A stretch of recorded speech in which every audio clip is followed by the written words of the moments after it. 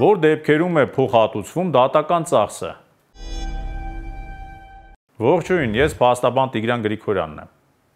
Տեսնենք, թե ինչ է ասում օրենքն այս հարցի վերաբերյալ ու անցնենք պարզաբանման։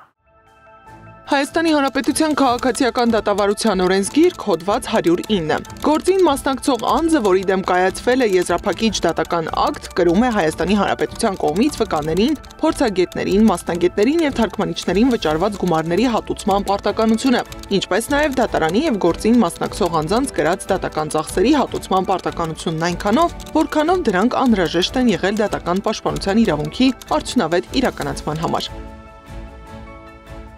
Դատական գործին մասնակից անձը, որի դեմ կայացվել է եզրափակիչ դատական ակտ, այսինքն պարզ լեզվով ասած, որը պարտվել է դատարանում, պարտավոր է հատուցել գործին մասնակցող մյուս անձանց դատական ծախսերը, օրինակ, նախապես վճարված պետական տուրքը, փաստաբանի ծառայությունների համար վճարված գումարը, փորձագետին կամ թարգմանչին վճարված գումարները եւ այլն, այնքանով, որքանով դա անհրաժեշտ է եղել մասնակցող կողմի դատական պաշտպանության իրավունքի արդյունավետ իրականացման համար։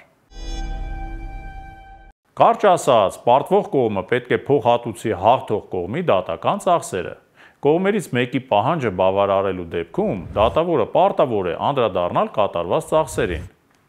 Իհարկե, փաստաբանի վարձատրության փոխհատուցման չափը դատարանն ինքն է որոշում յուրաքանչյուր դեպքում, հիմնականում հաշվի առնելով, թե փաստաբան ինչ ծավալի աշխատանք է կատարել, օրինակ, քանի դատական նիստի է մասնակցել, ինչ գործողություններ է կատարել դատական գործի ընթացքում եւ այլն, գործն ինչ առանձնահատկություններ ունի եւ այլն։ Սակայն շատ դեպքերում դատարանները շատ նվազ չափ են սահմանում, որպես փաստաբանի խելամիտ վարձատրության վճար, ինչը որևէ աղերս չի ունենում փաստացի արված ծախսերի հետ։